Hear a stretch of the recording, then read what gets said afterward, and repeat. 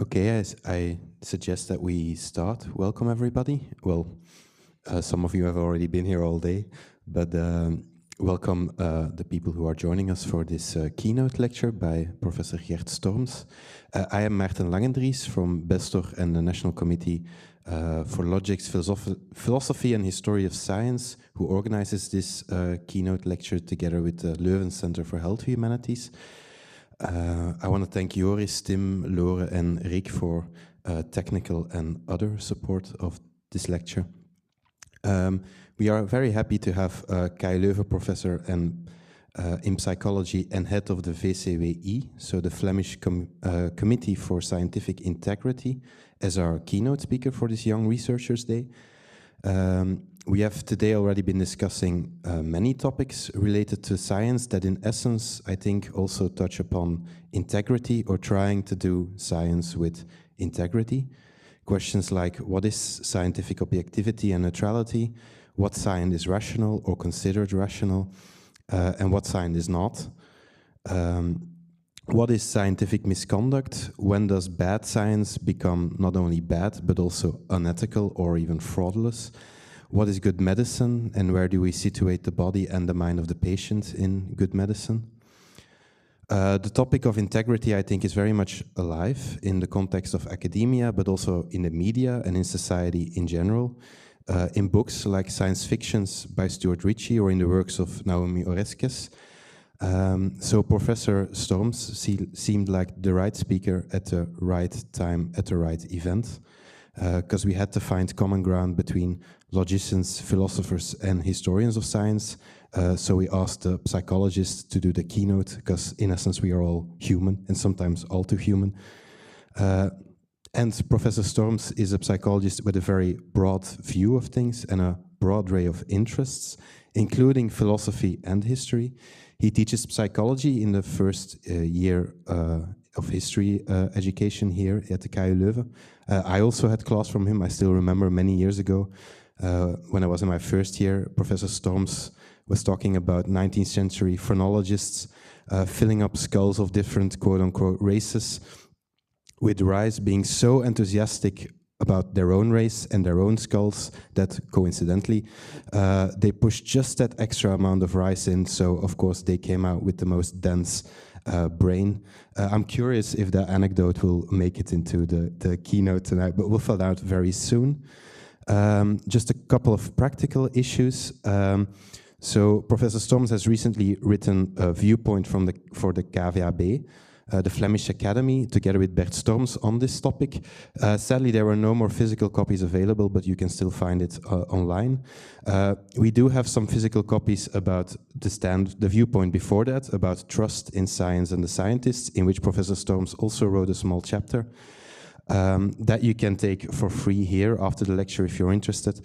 We also have some Wonderkamers, the magazine from Gewina, that had some special issues that touches upon vaccine doubt, but also about the sins of science. That is sadly not for free if you wanna, but you can always buy some here via the QR code after the lecture. And the more you take home, the less I have to drag home to Brussels, so that would be always very nice. So feel very free to pass after the lecture. For the people online, yeah, Rick already mentioned, you can ask questions in the chat. Yeah, of course, also you, Rick will come around with a small microphone if after the lecture you want to ask a question. And then I only have to say, Professor Storms, thank you again for giving the keynote, and the floor is yours.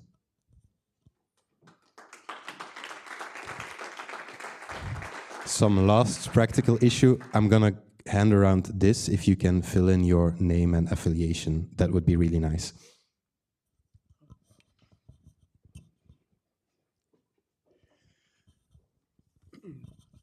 Normally I walk around while speaking, but I'm gonna sit. My health has not been terribly good lately, but I think it will work. So.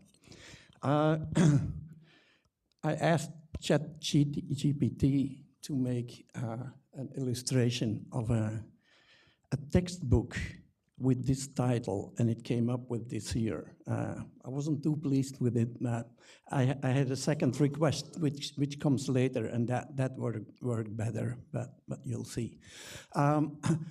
I don't know what your background is, and I hope that, just interrupt me if something is not clear. And apologies for my accent. It's not Oxford English, as you can hear. Anyway. Let's start with trust in science. This is a paper from Nature Human Behavior from this year, or, well, actually last year, 2024, where questionnaires were distributed very broadly in different countries, asking about trust in science. And a little anecdote to start with. Steven de Peuter, who is a doctor in psychology, and he works for the university. I don't know exactly where he is now. Oh, research coordination. So Steven and me, we decided to do the Belgian questionnaire. And actually, we thought that we would do the work for Belgium, but it's a large project, and it turned out that the principal author of the paper, he would contact a particular marketing bureau that works in different countries. They would do all the work. We were not even allowed to analyze the data. We were only asked to pay money to pay the marketing bureau. And then eventually our names appeared on the paper. This is ridiculous, actually, but I think there are 150 authors on this.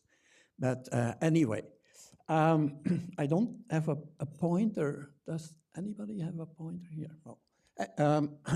I don't know if it's large enough, but Belgium is about in the middle on the right figure. You see the average line of trust, and it's on a 5-point rating scale. And Belgium is really on the average if you look at all the different countries here. But in general, internationally, trust in science is still quite good. So that's the good news, you could say.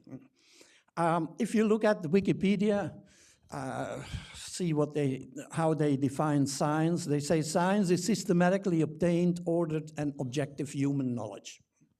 Just a definition. Are you familiar with Merton's? All of you? Some of you are not. So very briefly, he wrote down 4 different norms that could be, you could say, that could define the ethos of scientists. And the first one is communism, and he means with this that knowledge is shared. So we search for truth together, the whole scientific community. Then universalism, and this refers to the fact that it doesn't matter who brings new knowledge, whether it's just a bachelor student or somebody who is not affiliated with any university or a Nobel Prize winner, it doesn't matter. Then disinterestedness. We pursue knowledge for its own sake. That means you should not be biased. Financial gain is not what should motivate you, and so on. It's just the knowledge itself that is most important. And then the 4th one is organized skepticism. And he meant with that everybody should question everything. So there are no authorities. It's not because you are a famous professor that you can claim whatever. That doesn't make it science. And that results in expressions like this here. Oh, yeah,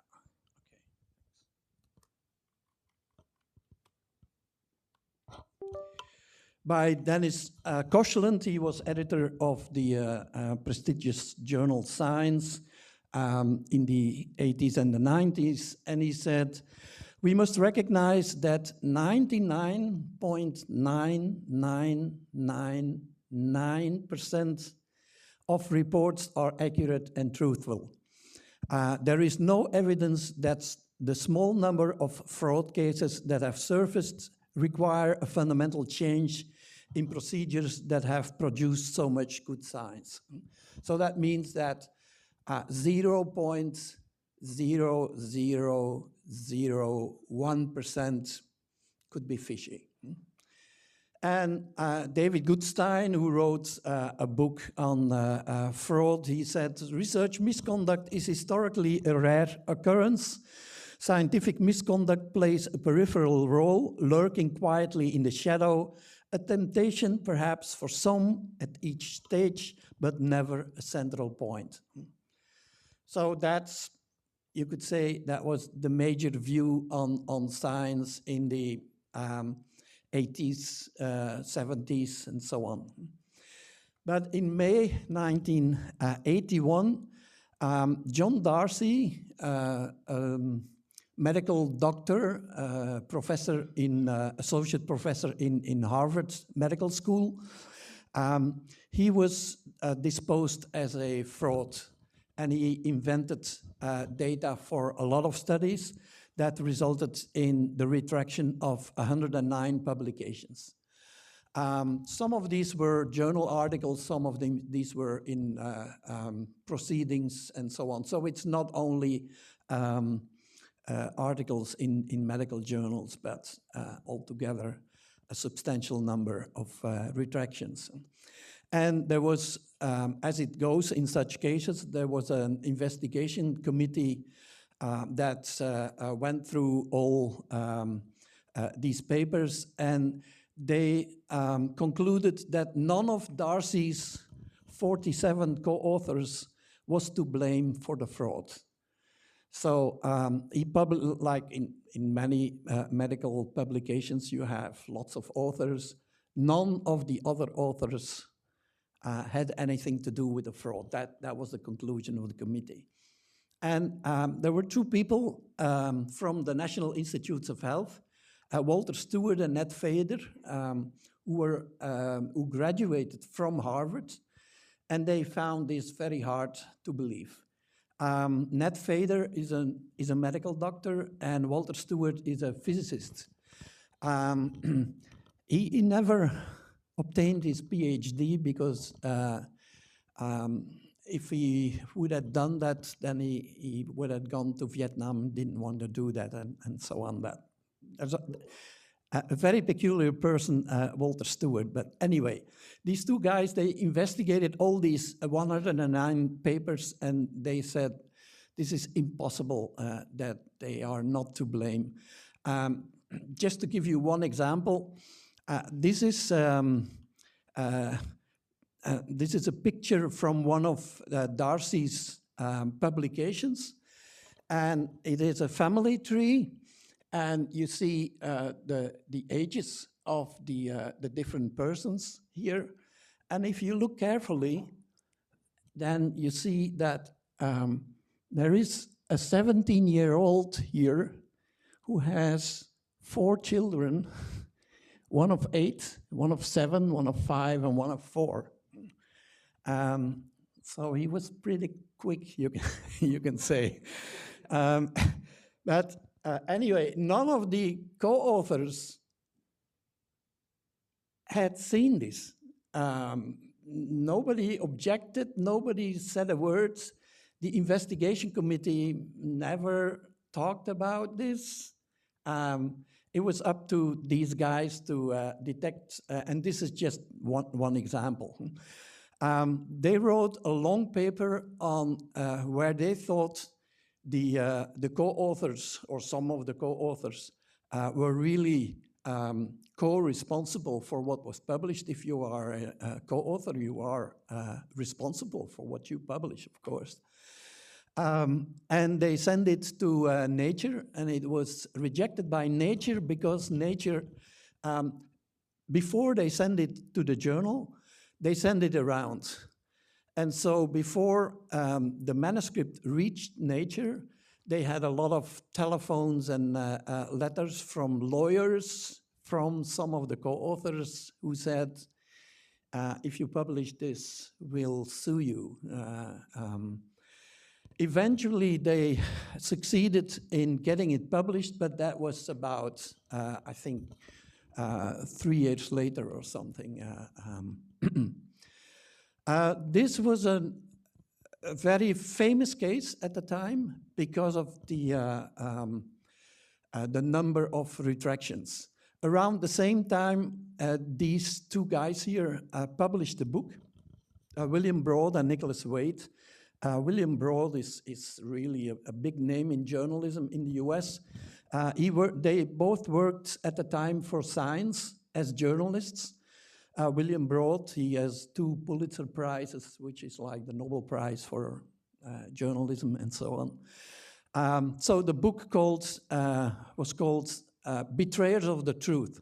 And that was 82, sorry. So just after the Darcy case. And in the book, they tell the story of 10 cases that they followed as journalists about scientific fraud. And these cases are old, not interesting anymore, but the introduction and the conclusion chapter could have been written today. Now we are more than 40 years later, and it's really still extremely relevant what they wrote. Just to give you 2 quotes, our conclusion in brief is that science bears little resemblance to its conventional portrait. In the acquisition of new knowledge, scientists are not guided by logic and objectivity alone, but also by such non-rational factors as rhetoric, propaganda, and personal prejudice. And another one, the system with its heavy emphasis on results, on producing papers, on winning the next research grant, sets up pressures that favor glory-getting and credit-grabbing over the passionate pursuit of truth. This could be written today. So nothing has changed. Just after the Darcy case, Albert Gore, you know Albert Gore from the Inconvenient Truth and vice president under Clinton, I believe. He set up the first congressional hearings on scientific misconduct and fraud, and that was based on simply 12 cases of misconduct between 74 and 81. Those were the 12 cases that were well known at that time. So that was really rare that a case became public or became known. This congressional hearing resulted in a shift of responsibility from the individual to the institution. So the university became also responsible for scientific fraud due to this. And then the Office of Scientific Integrity was founded in 1992. That later became the Office of Research Integrity, and that is how it is called now in the US still. But the ORI, for the moment, now employs about 35 full-time equivalents, and it holds a budget, as you can see here, from $12 million, which is peanuts. I mean, they have to supervise scientific integrity over the whole budget of NIH, National Institute of Health, and that is, how much is that?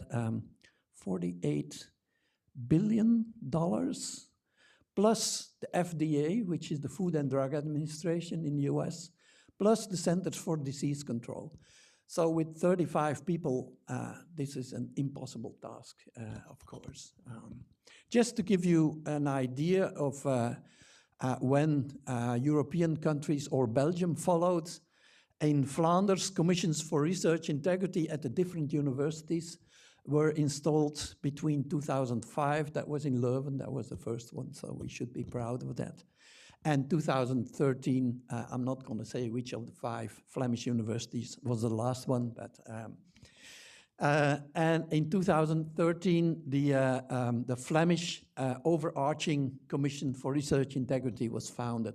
I'm a member of that committee now, and we do second advices. So nobody can come with a complaint to us.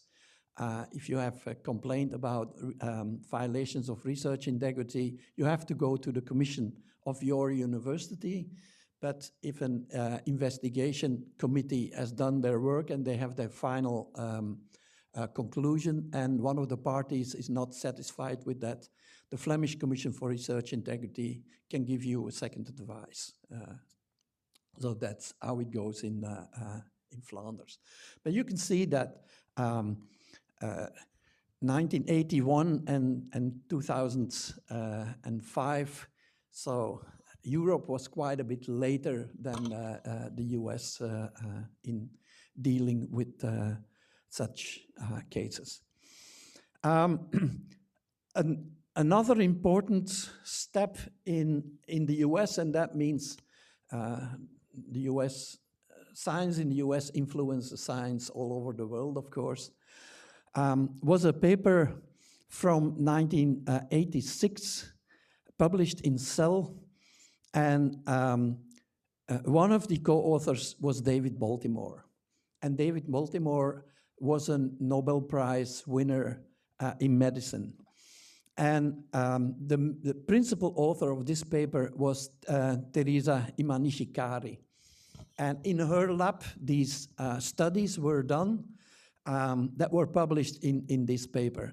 And then you have a postdoc who works in the lab, Margot O'Toole, and she says, she reads the paper. She wasn't the co-author, but she reads the paper and she says, one of these experiments that is reported here was never done here, because I should have known. I'm here in the lab all days. This is impossible that this was carried out. But she didn't want to be a whistleblower. Whistleblowers almost always experience negative consequences. So she didn't want to do that, but she talked about this with a couple of colleagues. And one of these colleagues contacted these 2 guys that I just showed you. So they had a reputation, meanwhile, that they were like bulldogs biting in meat once they learned about a new case. And this is a very, very long story. I'm not going into details. It resulted in probably in more than 20 opinion papers in Nature and in Science about this case alone here. And that also resulted in John Dingell, who was a member of parliament in the US, installing a new committee, and the main question there was, can scientists police science? So, and the whole scientific community was upset because they say, well, the politicians don't have to say what we can do, what we can't do, and so on. They are not experts, they can judge, and so on. So they said the responsibility should remain in academia and in academia alone. But politicians were, they said, well, it's tax money that you get paid with, and so on. So that resulted in very hostile discussions between, on the one hand, scientists from Harvard, and on the other hand, from MIT, both in Boston. And the Harvard people, they stressed authorship as responsibility. They say, if you publish something, you are responsible. And they refer to the way Richard Feynman, the Nobel Prize winner in physics, thought about science. You have to question everything before you publish something. You have to be 100% sure of what you're saying and so on. And on the other hand, David Baltimore, who always denied that there was something wrong with that paper. And so that was the MIT people who stressed authorship as merit, you can say. But that was in the mid-80s, and ever since, the number of fraud cases have skyrocketed. So 12 cases between mid-70s and early 80s. The fraudbusters, Ned Fader and Walter Stewart, they were really muzzled at some point. Walter Stewart made the first plagiarism machine in the world with an Apple II computer and a scanner. That was before the internet, to show that a particular historian plagiarized. And he scanned in a couple of hundred books page by page, and then scanned in the work of the historian, and then wrote a program to compare the two and to prove that there was. But that resulted in NIH forbidding them to have to do anything anymore with scientific misconduct. But they had tenure, and they were sent home for 20 years with pay, but not being allowed to do anything with scientific misconduct. Now, if you look at a plot like this here from 2011, that shows the number of retractions between 1977 and 2010. And as you can see, there's a very steep rise from 2000 to 2010. So you can say in these years, the number of publications increased because every year there are new journals and more researchers publish more papers and so on. I read this morning that on Alzheimer alone, every month, there are more than 1,000 papers on Alzheimer's. So suppose that you are a researcher on Alzheimer, how can you keep up with just with the literature? It's simply impossible. But between the 70s and 2010, the number of publications increased with 50%. The number of retractions was times 10.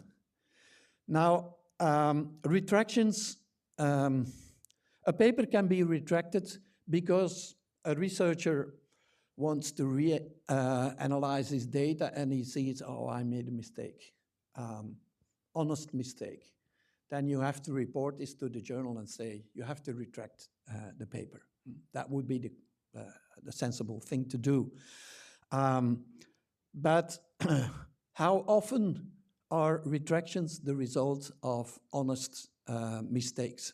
And how often are they retracted because of violations of research integrity? Just to give you an idea, I don't know if you are familiar with Retraction Watch. If you are not, it's sort of a blog, but it's really a quality blog. These two guys founded it. The right one is Ivan Oransky. He's a medical doctor, but he teaches science journalism also in NYU. The other one is a journalist, Adam Marcus, and it's really a top web page. They have a database now with more than 60,000 retracted papers where they give all the information, because sometimes it's very hard to find information about retracted papers. And COVID-19, for instance, they had, up till now, they have 640 retractions only on COVID-19 plus 21 expressions of concern. But as I said, retractions can be due to honest mistakes. In the paper you see on the top left side, these people looked at more than 2,000 retracted papers in biomedical sciences, and they found that 2/3 of these were retracted because of violations of research integrity. So only 1/3 is because of honest mistakes. Also, there are more retractions. There is a correlation between the number of retractions in a journal and the impact factor of the journal, and it's a positive correlation. So the higher the impact factor of the journal, the more retractions. Now this could be because it's more important, it's more read, and if there's something fishy about the paper, more people see it, but we don't know. And also interesting, if you look at the number of retracted papers because of scientific misconduct, and you statistically control for the difference in females and males in science, it's still the case that males are the culprits more than females. And maybe that says something about the process of fraud, testosterone wanting to be in front and important and so on. Probably is a bit related to that. This is a famous paper by Daniele Fanelli, and he asked the question, the million-dollar question, of course, how many scientists fabricate or falsify their research? And I think it's about 15 or 15 years old, I think by now. And what he did was he looked in the literature at different studies where they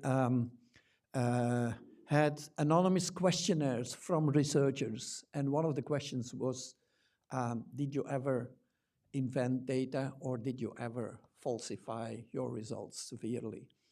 And then he did a meta-analysis over these different to get more reliable, more reliable estimate, and he found that about 2% of the researchers admit having invented data or falsified data. Now, 2%, compare that with 0.0001% of Koshland. I don't know how many professors there are in Leuven, 1,500? Suppose it's 1,500. And if we are not more Catholic than the Pope, as we say, 2%, that would mean that there are 30 colleagues here that have invented their data or falsified their data. You can say that that's a lot, but 2 years ago, there was a major study in the Netherlands, published in PLOS ONE, and about 7,000 researchers, full-time researchers, filled in an anonymous questionnaire. And again, the same question was asked, did you ever invent data or severely falsify data? And they found that 1 in 12 says yes. And that was, the question was only about the last 3 years. So 1 in 12, 1,500 professors in Leuven, that's a substantial number of colleagues. That would be, well, anyway. These people here, Wolfgang Ströbe and colleagues, they wanted to find out how misconduct is usually discovered. And they looked at 40 very well documented cases in the literature. And usually in textbooks, they say, well, science protects itself from mistakes and from fraud, first by peer review. 4 of these 40 cases were discovered by peer review. So that's 1 out of 10. That's not much. The second mechanism is replication. If something cannot be replicated, then it's suspect and it will eventually be exposed as fraud. But only 1 in these 40 was discovered because it could not be replicated. The majority of cases were simply discovered by because there was a whistleblower, somebody who had inside information. And so if you don't have a whistleblower, chances that you get exposed as a fraud is actually quite low, especially through replication. In psychology, only 1% of studies does a replication study, only 1%. In educational sciences, sorry, it's even less. It's about 1 in 1,000. But in economics, it's also 1 in 1,000 studies that does replication. So nobody wants to do replication studies because if you find the same results, nobody's going to publish it. You lose your time. And if you get different results, then you are even in a more difficult situation because you have to prove that you are right and the other one was wrong, which may take ages, and many journals don't want to go into that alley. So usually it simply doesn't pay off to do replication. So fraud and retractions and so on, it's not very uncommon. This is the top 5.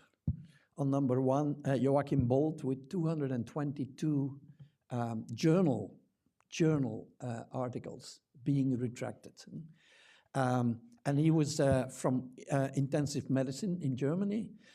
Second position is a Japanese anesthesiologist with 172 papers retracted.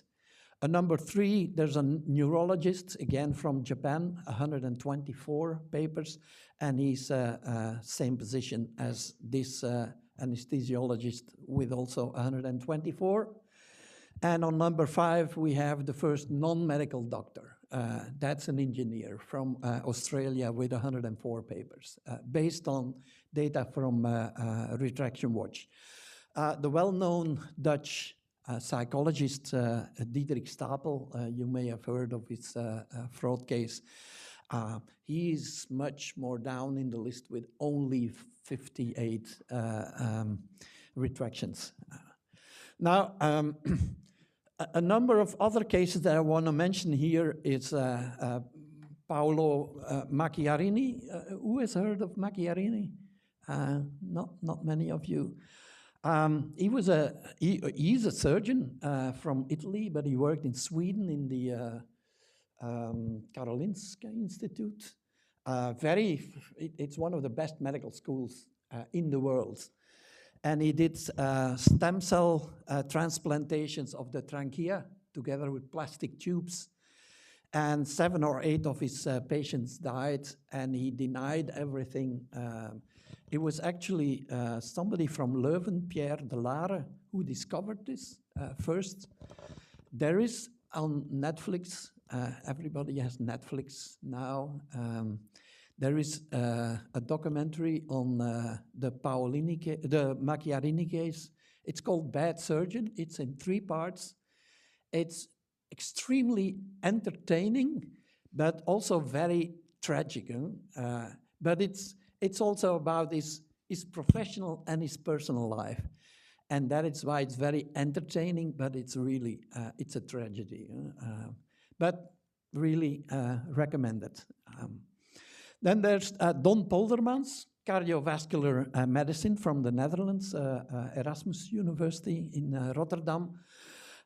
There's a documentary, and I have the the webpage here, a Dutch documentary about the fraud of poldermans, and they interviewed Daniel Francis from Imperial College in London, a colleague of his, and he says, due to the fraud of poldermans, there could, in Europe, maybe there are up to 800,000 avoidable deaths because of his fraud.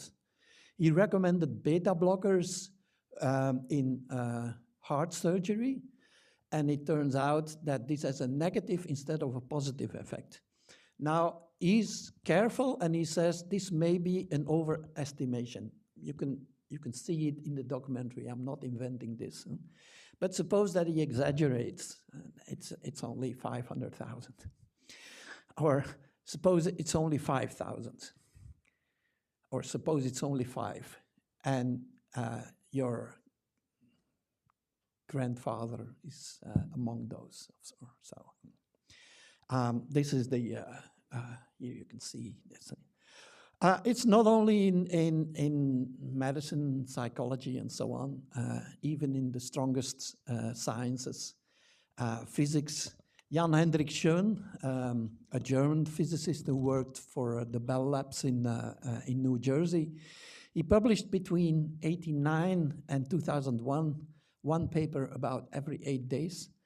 But after this discovery of his fraud, 9 papers from Science, of which he was the first author. If you have a paper in your life, one paper in Science or Nature, it's a big thing. But he had 9 retractions in Science and 7 in Nature, so 16 together, because all his data were invented. He was nominated for the Nobel Prize, fortunately never got it before the fraud was exposed. It's all detailed in this terrific book by Eugenie Rice. And to give you one last example, a very recent one, in Alzheimer's, Sylvain Lesnay and Karen Ash, they falsified Western blogs, I think it's called, blots, sorry, yeah, for a very large number of papers. The same was true for Wang and Burns, and they millions and millions of dollars were wasted because of these very influential papers that only about 15 years later were discovered to be fraudulent. This is all very well documented in a book from this year, which I just finished, by Charles Piller, a journalist from Science. Very interesting book, but very upsetting if you look at this is about very vulnerable patients. People with Alzheimer's, they put them in stage 3 experiments that are based just on nothing at all, on papers that are completely fraudulent. But then, of course, there's FFP. FFP, these are the deadly sins, you can say. So it's fabrication, falsification, and plagiarism. But besides that, there is QRPs. And QRPs are questionable research practices. First evidence on a broad scale that I could find is from a paper by Martinson in Biomedical Sciences. And just to give you a few ideas, so it was anonymous questionnaires distributed among, I think, 3,500 biomedical researchers, changing the design, methodology, or results of a study in response to pressure from a funding source. So this is in biomedical sciences, where lots of the studies are sponsored by pharmaceutical companies and so on. So 15.5% says that they do that. using an inadequate or inappropriate research design, so that they know in advance that it's not the proper thing to do. 13.5%. Dropping observations or data points from analysis based on a gut feeling they were inadequate, which is, then you can do as you please, of course. 15.3%. In psychology, a couple of years later, a similar thing was done. And the gray bars here indicate estimated people who would do it. And it's based on statistics. I'm not going to go into details. But if you look at some of these questions, the first one on the left, it's probably too small to read. In a paper, failing to report all of a study's dependent measures. So you do an experiment, you have, say, 3 dependent measures. The results turn out nicely for 2 of the 3, and for 1, it's completely different. Do you just keep quiet about the 3rd one? If you do this, you don't lie. So you cannot be accused of lying. But of course, you don't tell the truth. It's up till almost 100% of the researchers who should admit that they do this. Simply keep quiet about this. Another one in a paper which is similar somewhat, in a paper failing to report all of a study's conditions. You do an experiment with 4 conditions, works fine for 3. You present it as if it was an experiment with 3 conditions. About 2/3 of the researchers say they do that. If you have multiple studies, only reporting the studies that fit with your hypothesis or your theory, it's almost about 100% of the researchers who say they do that. Again, it's not lying, but of course it's concealing the truth. I could talk about tens, maybe hundreds of studies where there is indirect evidence of QRPs, but I'm just gonna pick a few. I particularly like this one because in psychology, if you put people in a scanner, then it becomes hard science. That is something different from a reaction time experiment or questionnaires, and so that goes in the direction of medicine, and then it becomes hard science. Now, I'm not going to go into details here, but if you have a correlation, you all know what a correlation is, I suppose. So if you have an empirical correlation, so you have 2 variables, you correlate them, and that is what is on top here of that equation on the right side. That is your observed correlation. If you have an estimate of the reliability of the 2 variables that you correlate, and if you divide the observed correlation by the square root of the product of the estimated reliability of the first variable and the second variable, then you get an estimate of the association, the correlation, you can say, between the 2 variables if they were both perfectly reliable.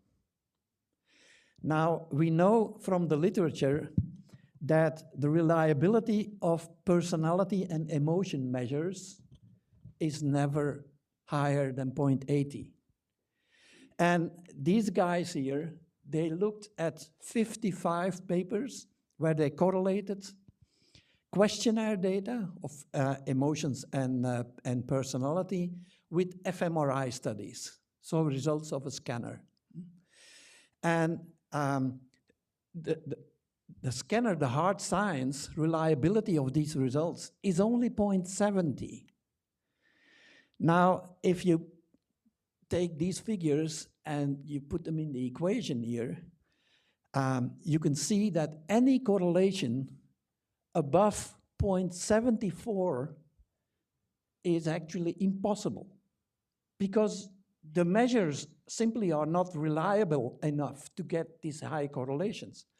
Now, these 55 papers, they had sometimes several correlations, and all these correlations can be seen here. So you see correlations between 0 and 1. And every block here, every square here is one study. So there's one with 0.25, there are 4 with 0.30 and so on. So all these correlations are above 0.75. How can they obtain such high correlations? It's impossible. It's impossible. So there are correlations here, 0.95. It's simply impossible. Are these honest mistakes, or we don't know? This is another one that is interesting. Also comes from psychology, but I could give you, and I will give you other examples later. Jelte Wichers is from the University of Tilburg, and he contacted the first authors of papers in these 4 journals in 2005.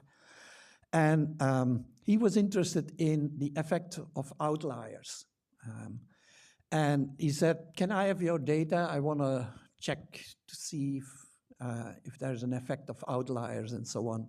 Now, everybody who published in these 4 journals signed that they would give their data to colleagues who asked for it. If you didn't sign the paper, your paper would not have been published. So they all signed the paper. 11% gave their data upon a first request. Then he sent reminders, and then there was a 16 additional percent of authors that gave their data. So altogether, 27%. It's 1 out of 4, slightly more than 1 out of 4. Now, if you talk about this with Jelte, he says, it's incredible how many people had accidents, a fire in their office, their PC got under a truck and so on, all different kinds of studies. Now, I'm not going to bother you with details about statistics. Oh, sorry, this one. But then Jelte Wichers looked at if you present data from a statistical test, you get a p-value. If the p is smaller than 0.05, usually they say it's statistically significant. But that is redundant information. If you have the other data that are in the paper, the statistical test and the degrees of freedom and so on, you can actually calculate the p-values.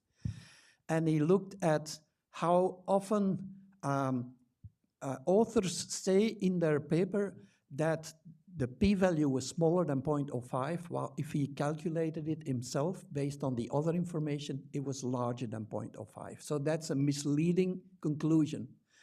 And he found that those who shared the data, there were no misleading mistakes here. But for those who didn't share their data, 1 out of 4 had at least one p-value that was misleading. That was actually declared significant while it is not significant. Now, I must add that some of my colleagues in Leuven did this study over a couple of years ago, and they didn't find the same pattern of results anymore. Did it improve meanwhile? We don't know. Hopefully, but this is also an interesting one. These 2 authors, they looked at p-values reported in these 3 journals over a year, and the p-values, they should follow a particular pattern. And you can see that that is what you can see in the data, except for this here. There are way too many p-values that are just below the 0.05 value. That means there are way too many studies that are just significant. Now, this is impossible. I mean, you know that this This is the result of cheating. People make their results significant. And they don't make it very significant because once you pass this line on this side, that's enough. Because then you can say your results are significant. Now, I talked about Robert Merton before, the different Kudos norms, as they are called. By the way, this man here, John Zimmern, he added one to the four of Robert Merton. Originality, he says, that is actually, that used to be very important. But he says academic science doesn't exist anymore. It's replaced by post-academic science. And he says communism is replaced by proprietary. That means that knowledge and results are kept secret for competitive advantage. Universalism, he replaces that with local. He says the focus is on specific applied problems, not on broad understanding anymore. Disinterestedness is replaced by authoritarian. Decisions rest with managers and funders, he says, not solely with researchers. Sorry, there's a typo here. Organized skepticism, he replaces with commissioned research is guided by specific problems, often for sponsors. If you look at in biomedical sciences, for instance, that is very clear. And then he says it's all focused on experts for the moment. So scientists are valued for technical expertise, not broad knowledge or creativity anymore. And that results in the fact that people must publish or perish, of course, as much and as fast as you can. And one interesting example of this is the so-called power failure. So who of you knows what the power in statistics is? The power of a test? Not many. If you want to test a hypothesis, is there a difference between two groups? Is there a correlation between two variables and so on? Your sample has to be big enough to discover a significant difference, for instance, if there is one in reality. Now, if your sample is too small, then they say the power is too small, and your conclusions may go astray. Now, the rule of thumb is that the power of a statistical test should be 80%. So that means that you only have a 20% chance, if there is a difference in reality, that you don't see it in your sample. That's what power means. And so 80% should be the power. Now, these people looked at neurosciences, and they found that the median power in neurosciences is 21%. It should be 80%.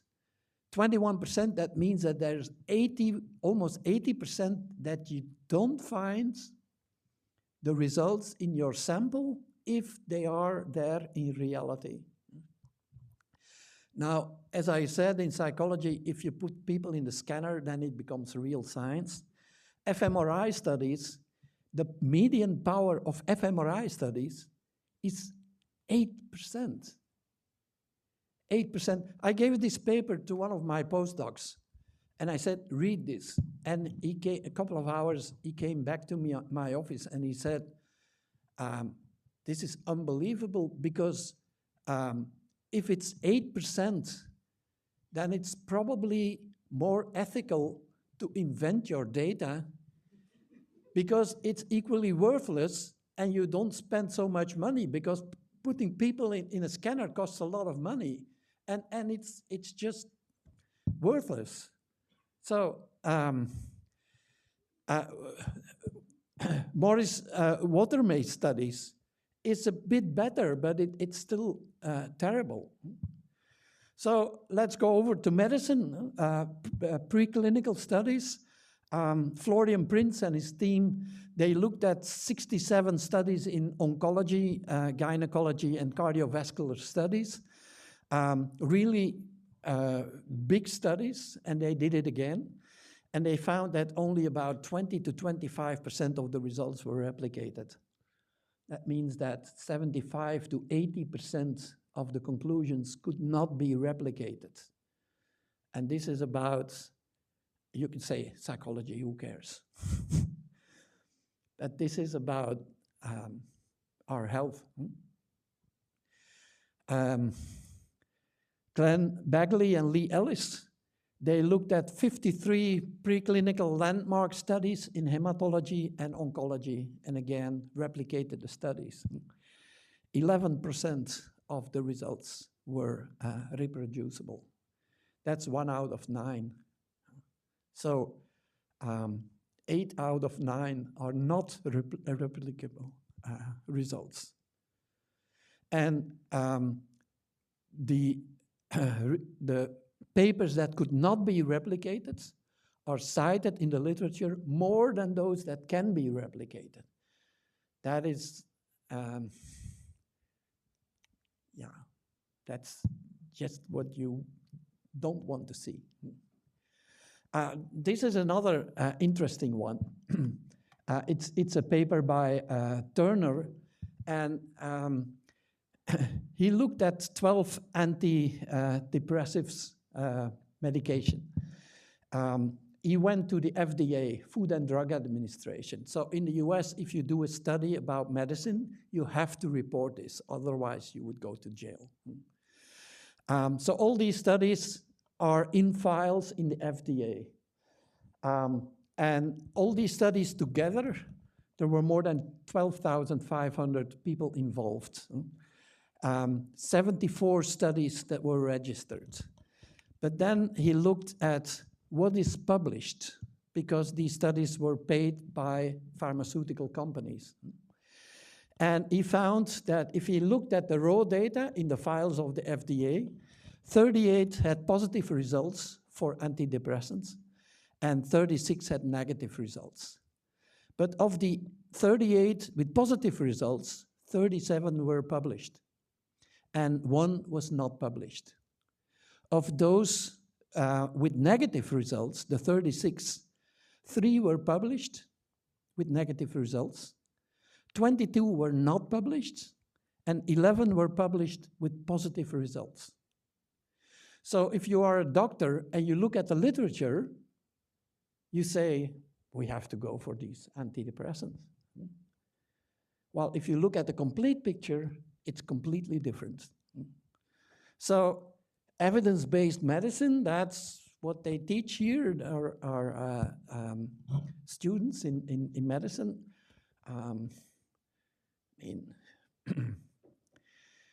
A lot of these results are known because of sleuths.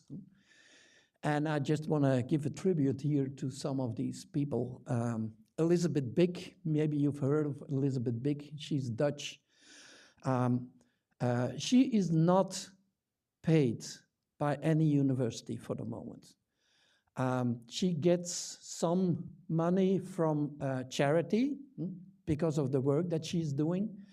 Meanwhile, she discovered 9,000 articles with falsified data, personally. She earns about $1,000 a month because of charity. Now her husband is rather wealthy, so but still, I mean, this is work from a devoted, idealistic person. Of these 9,000 papers, by now, more than 1,000 have been retracted, but 8,000 are still waiting, and the editors don't do anything. Ben Mol is another Dutch person. He's a medical doctor, he's a gynecologist. His numbers are a bit lower still, but it's up to 900 papers only in women's studies, that he discovered were fraudulent. More than 300 have been retracted by now. Peter Wilmhurst is British, and he has a long history of whistleblowing with threats of millions of pounds, but he's still going strong. Matthew Schreck here, this one here, that's the one that motivated the book From Pillar that I showed you before on Alzheimer's. Really great guys, but they risk a lot, I must say. So altogether, this gives me the impression, what can I still trust? I teach an introduction class in psychology in 3 different faculties here, and this is my textbook here. I don't know how many studies are in there that are not trustworthy. We simply don't know. And if we try to train our students as scientist practitioners, what science do we base our training on? In psychology, evidence-based therapy, that's what we claim we should teach the students. But what's evidence? What can I trust? And then if you go to medicine, of course, then it really becomes problematic. Now, I want to talk a little bit about the fact that science is fundamentally based on trust. Now, I don't want to be a skeptic, because there's no alternative. We can't go to the priests to say, how do we solve COVID-19 or how do we solve the heating of the earth and so on. So we have to do it with science. And science still progresses, that's clear. And non-scientists don't have the knowledge to judge. That's also true. But it's strange. We do a study, we write it down, we send it to a journal, and nobody controls anything. The reviewers, they read it, but they say it's well written or this should be cleared, but nobody checks the data. Suppose that you go to a shop and you say to a supermarket and you say, well, I put a lot of empty bottles, about 1,000 empty bottles there. You can check it, but give me my money. They will say, oh, I have to control it. I mean, I'm not going to pay you this money, so I have to check this. But in science, there is no check. It's all based on trust. Now, why do scientists cheat? And often they say, well, it's the publish or perish culture that does this. I don't agree. I agree to some extent. Because if you look at the history of science, some people's work has been so important that it was checked in all details centuries later. And we found out that Galilei, his data were too nice, too good to be true. So that doesn't mean that what he said was bullshit, but he falsified his data. Maybe the biggest of them all, Newton, the so-called fudge factor that he introduced was not simply, that was misleading. And he knew that. And these people, they didn't have to publish. I mean, they were wealthy. At that time, if you were a scientist, you chose to be a scientist, and you didn't do it for the money. Bernoulli was a mathematician, and he plagiarized work of his son, and then said that he was a discoverer and so on. That's probably a Freudian thing between him and his son. But Dalton, the father of atom theory, messed around with his data. Mendel, the father of genetics, the counts of his piece were too good to be true. But here there's a discussion, who did the fraud? Was it Mendel or was it his gardener? And probably it was his gardener, because Mendel was a canonic, so that's a kind of priest and they don't lie. So it should be the gardener. Huh? Millikan, Nobel Prize winner in physics, he claimed that he analyzed all his data, but he left a lot of data out that didn't fit his theory. Pasteur, and these are all big names. Most of these names you've heard of, but it's because these people's work has been so influential that they looked at all the details and they found that all these people messed around with some of their data. So it's very common to do that. It's a strange thing to say, but it seems to be rather common. Now, Diederik Stapel, I mentioned him. So that was a Dutch psychologist with 58 retractions. He wrote a book because he was fired, of course, when he was exposed as a fraud. He wrote a book called Ontsporing in Dutch, and he gives all the details. He says how he proceeded, and I compare it with Milgram's trap. Are you familiar with the experiment of Milgram about the electroshocks and so on? So it starts with 15 volts. And 15 volts, you feel like tickling. I mean, and then the next mistake was 30 volts. And the one who had to deliver the shocks, before the experiment, he got a shock of 45 volts. And 45 volts, it's not very painful, but it's not very comfortable.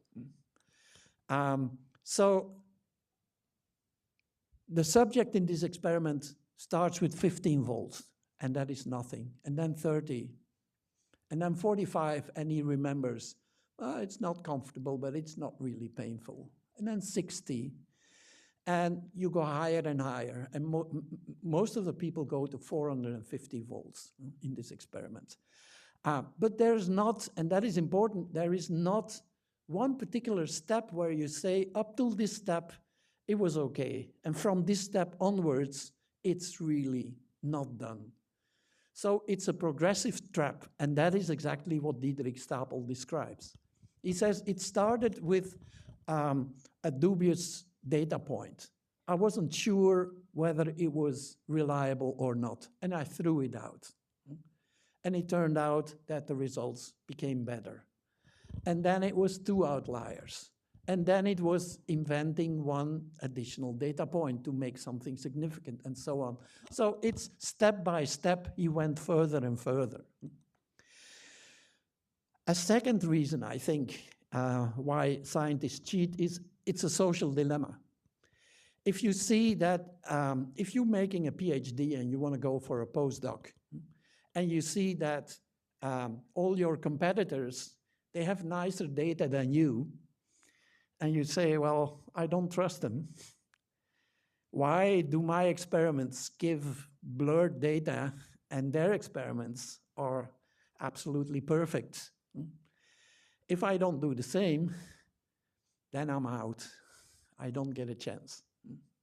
So that's a social dilemma, I think. That's the impression that I had as a young professor. Most of the other experiments have nicer results than mine. That's what I always had the impression. Then there's literature that says that if you lie down with dogs, you will get up with fleas. You learn the job from your supervisor. And if the supervisor does QRPs, questionable research practices, that's how you learn the job. There's literature about this. Now, as I said, science is completely based on trust, but do you trust your banker? Do you trust your garage owner? Politicians? Why should scientists be more reliable than other people? I don't see any reason. The stakes are high. The risk that you get caught as a fraud is low, but the costs are high. If you are exposed as a fraud, usually you're out. But the risks are very low, and the stakes are very high. Now, there's a theory about honesty from Dan Ariely. And Dan Ariely is a psychologist from Brown University, I think. He was an advisor in Obama's team when he was president. And the theory is very simple, and I believe that this theory is correct. He says we all balance on a narrow ridge. On the one hand, we want to make it as comfortable as possible for us. And that means lots of things. That also means we want to have a good salary and so on, and a good reputation and so on. And if that means cheating a little or lying a little, mostly we are willing to do this. But not too much, because in the evening, we want to look in the mirror and say, I'm an honest person. So you don't want to cheat a lot. But if you can give a good reason why you deviate from being completely honest, most people will want to do that. And Dan Ariely illustrates that with a story that is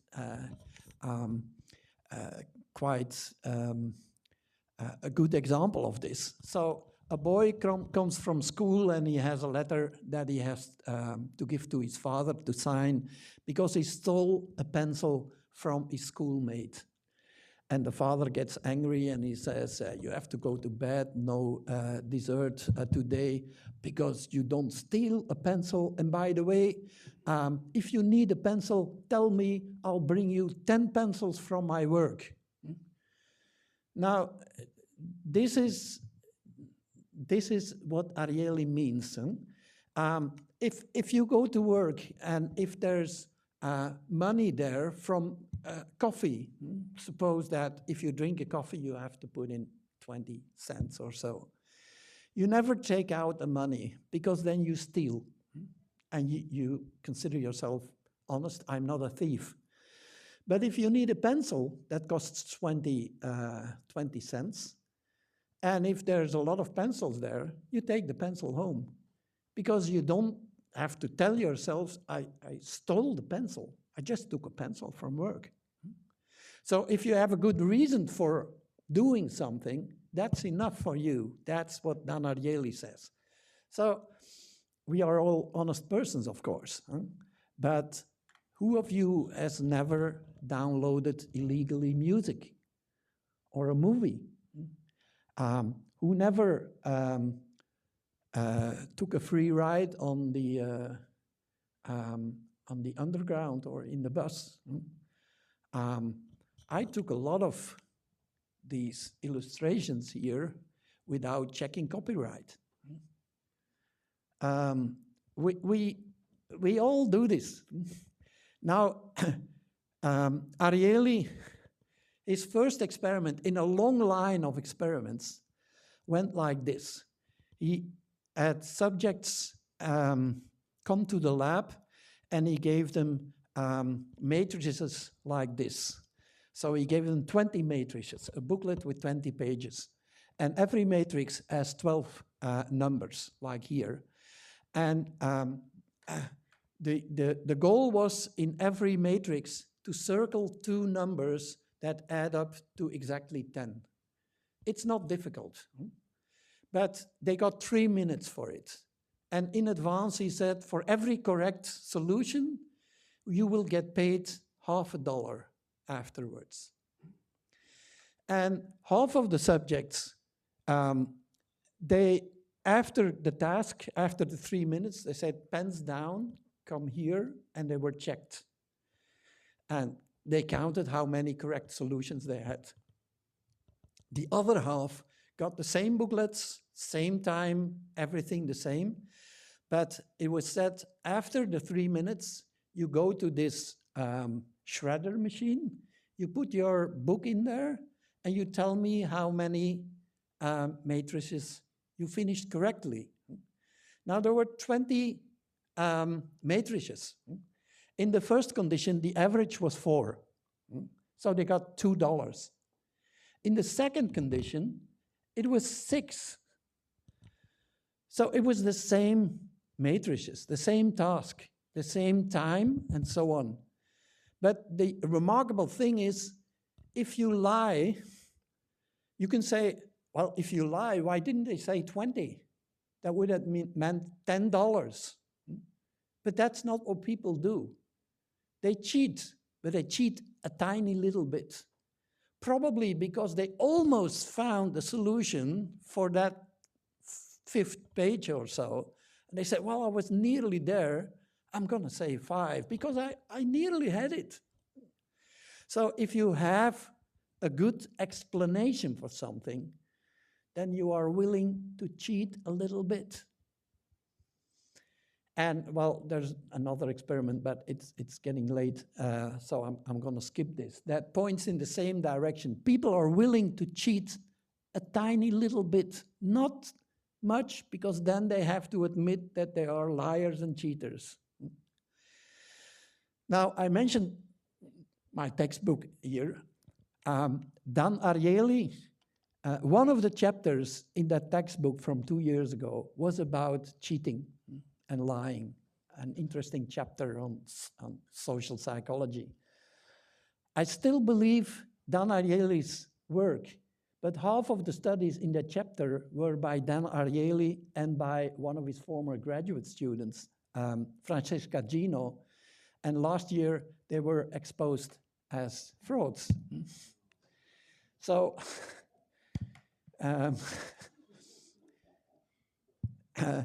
Francesca Gino, they were exposed by, remember that I had this picture of the sleuths on the bottom right side. There were 3 people from Data Colada. They exposed Francesca Gino, and she sued them for $25 million, but she lost. They won the case, but it cost $250,000 US to defend them. But that was gathered in about 2 weeks' time with crowdfunding to defend them. But then there's also pure criminal behavior for the moment. You may have heard of paper mills. On the internet, you can find pages where you can buy authorship of papers that sometimes have already passed the review process. And you pay more if you want to be first author or last author. So you can simply go there and, of course, if it still has to go through the review process, you pay less, because then there's the risk that eventually, and so on. I was in the International Conference on Research Integrity last year in June, in 2024, in Athens, and John Ioannidis, pictured here, he's the biggest name in this field of meta-science, and he said in one of his lectures there that he estimates that there are about 7 million papers every year, scientific papers over all disciplines. And he estimates that for the moment, 1 out of 7 of these published papers is written by paper mills. And I looked for the source. Why did he say 1 out of 7? And I think it's this one here. So Wiley, that's a respected editor of scientific journals, They have software now that tries to find papers that are coming from paper mills, and they estimate that it's 1 out of 7 for the moment. Based on all this, you can ask the question, how much longer will people from outside the academic world, trust science? It's still okay for the moment. And I would say, how much longer will they believe the myth of science? The myth of science meaning that the scientists, that's objective knowledge and so on. But more important, because over the weekend I got a phone call again from a journalist about a fraud case, in this case of Oliver Sacks, the famous neurologist. And I always hesitate when I speak out about misconduct outside of the academic world, because what I don't want is that people say they're all liars, they're all cheaters. That's definitely not what I want to do. But within science, I'm always surprised that this myth of science is so strong among scientists. By the way, this was a picture that I asked ChatGPT to draw, and that worked nice, I think. So reactions I get when I talk about these subjects to colleagues is, you're exaggerating, you're naive. Some say, wow, I didn't know that. Oh, that is troublesome. And then they go on doing the same as what they always did. And they don't think about it again. Or I don't have time to read the publications of the candidates. I just count. Despite things like the Declaration of Research Assessment, San Francisco Declaration, where they say counting publications and so on is the most stupid thing you can do. You have to read papers, you have to read publications to evaluate candidates and so on. People simply don't do it because they have to publish. They don't have the time to read, they have to publish their own papers. And what about rankings? If we do it decently, then other universities will get ahead of us, and so on. But it's all reasons that, in the end, may have drastic consequences, I think. So, how can we change this? I don't know. Journals are very reluctant to take action. Even if you prove that a publication is based on falsified or fabricated data, they often refuse to retract the papers because it's reputation harm for the journal. I see this very often when we ask in the Flemish Commission to withdraw articles, that the journals simply don't reply. They don't do anything. Institutions are reluctant, again, because of reputation harm. We ask the different universities to make the cases anonymized but public, to speak out about how many complaints they get about research misconduct and so on. Some of the universities refuse to do this. I must say again that I'm glad that the Leuven University is the best student in the class. They do this. But other universities simply refuse to do this because they don't want to get bad publicity and so on. I think you get bad publicity if you don't do it, but anyway. The funders are often reluctant to make changes because of reputation harm, or if the funders are from industry, because of profits. The PIs are often reluctant because they earned their position by playing this game. They don't want to change the rules.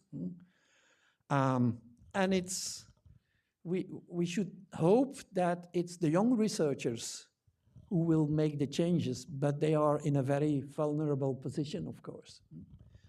They still have to be promoted or tenured or whatever. And so that is also going to be difficult. If you ask me, the vast majority, the most responsible are these ones here, because they don't have anything to lose anymore. They have the positions they want. It's those people who have the influence to change things, but usually they don't do it. So I started with that battle between Harvard and MIT. There's a very good book by Stuart Ritchie from, I think, 3 years ago, with the title Science Fictions.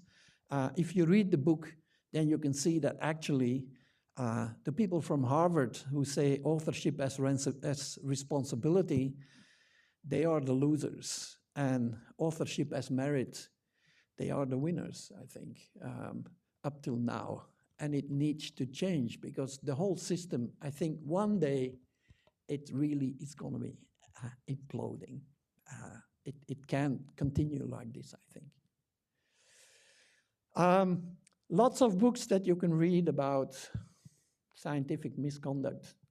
All of these are interesting, recommendable. But if you want to see how you should proceed as a researcher, take a look at the ALEA Code, European Code of Conduct. It's a booklet, not very thick, but it's worth reading it. So I recommend you all take a look at that. Thank you.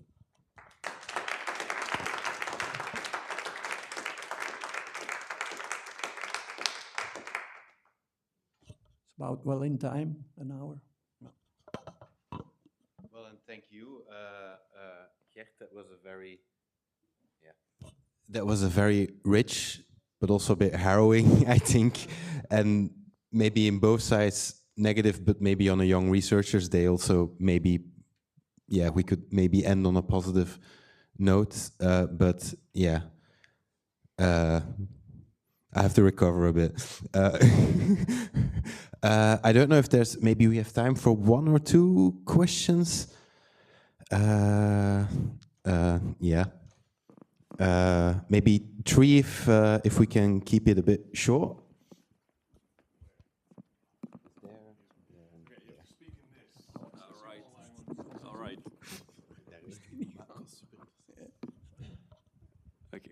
Okay. I have so many questions. I'm just going to choose one. I don't know if you know this philosopher called Edouard Machery, who has basically in his, I don't know if it is published yet, but in his last book, he has exactly the same sort of results about the replication crisis, which in his book, in fact, he extends it to even physics. So it's really, so not only psychology or medical research. And he defends that we should be agnostic about science, though we should count on it. Like, we should count because it is our best way to get what we want to get, the sort of knowledge we want to get, but still be agnostic about how realistic it is about the nature of whatever reality it tries to depict. I'd like to know what you think about it. I mean, what is your philosophical stance about what you have presented? Thank you. Well, on the one hand, I think it's human nature. You cannot erase all cheating and so on. What surprises me most is that myth of science. We should have a more realistic view on science, and then trying to get rid of some of the reinforces of cheating, of course. But so it's two sides. On the one hand, you have to make sure that there is less cheating, but on the other hand, you will never get rid of everything. I think it's just human nature. But the fact that people in science, that I think they are often delusional about this. They make stories up for themselves about science that simply are not true. But yeah, I don't know whether that's an answer to your question.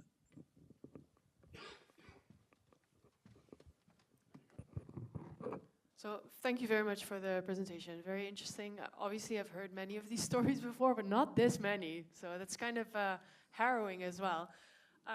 I myself am quite a big proponent of open science, and I would love to hear your opinion about the open science movement, because I mean, I'm an idealist in that sense. I think as open science people, we can do a lot to fix these things. Like you said, maybe not get rid of everything, but make it better. What do you think about that? Oh, absolutely.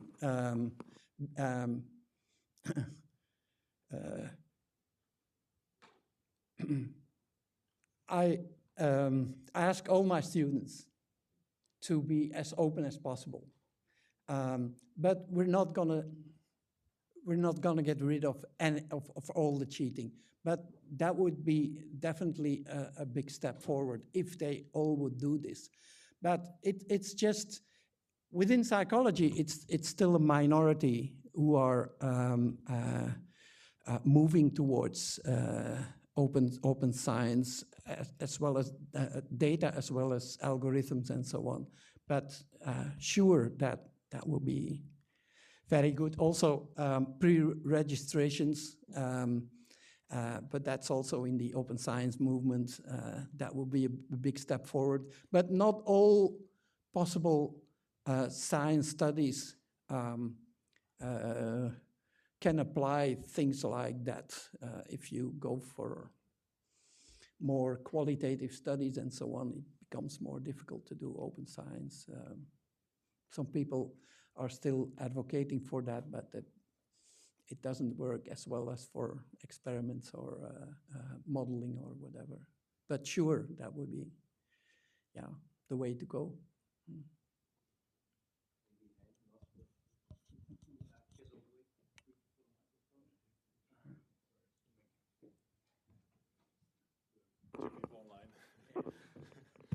Well, thank you very much for your talk.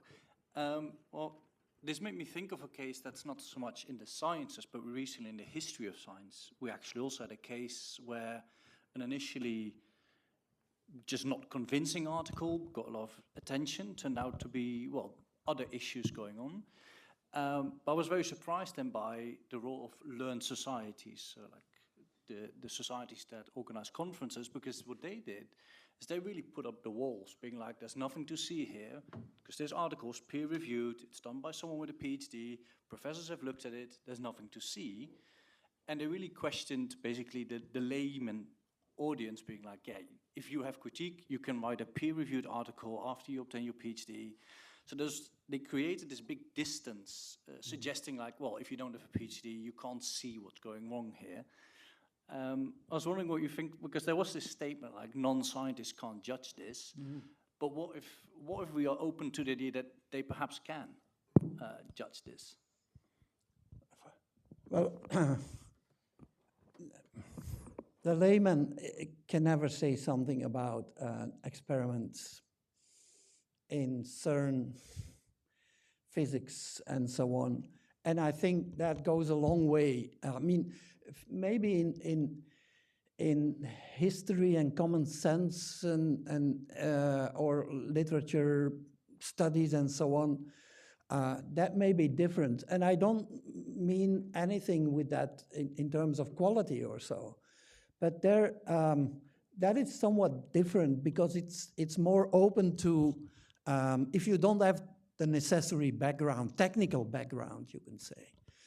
But if it becomes technical, then we're lost. I mean, I can't even judge the work of a colleague next door in the same building, in the same faculty, because I don't know the details about the way they proceed their experiments or so on. But the peer review, of course, that is always given as, but peer review, I mean, it's 2 or 3 people who read your paper, and once it passes the peer review, then it's so-called qualified as scientific knowledge. But you can be lucky with the reviewers, you can be unlucky, and there is a book now by Ivan Oransky, and it's called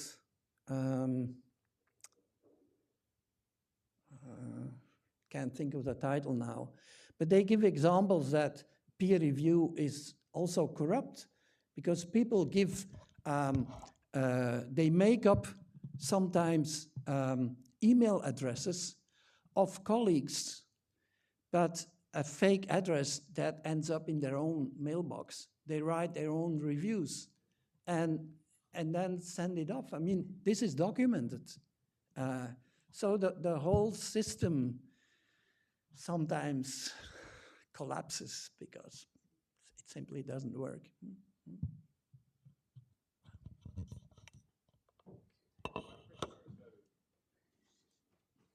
Maybe one final question, but feel free to further discuss, and I guess also tomorrow there will be plenty of chances to continue over coffee. Okay. So we also discussed the book of Machery and Doris with some Ghent professors, and we were just wondering why we call novel findings knowledge. Why we call? Novel findings knowledge. Like, shouldn't the bar for calling new or novel findings knowledge not just be higher? And I think many philosophers of science would agree that it is a bit of a stretch to call a first publication already scientific knowledge. So I wonder what your idea about this is, and if this maybe puts like the harrowingness of this also a bit more in perspective, because obviously some of these findings are like very mature scientific findings, which should be like thought about, but a lot of it is indeed new science, and it is expected to be wrong. Like, there is this margin, right? So that was my question. Well, there are people who want to revolutionize the system, and they say no more reviewing, just put it on the internet, and the real findings or the real knowledge that will remain on the surface, and the rest will simply disappear. But in practice, I don't know how long it would take, depending on the discipline and so on, to distinguish between what sinks to the bottom and what still remains on the surface. So in practice, I mean, the idea seems nice in abstract, but to make it concrete, I don't know whether it will work very well. But the way it goes now, I think in the near future, we will see that this is not working anymore. Yeah.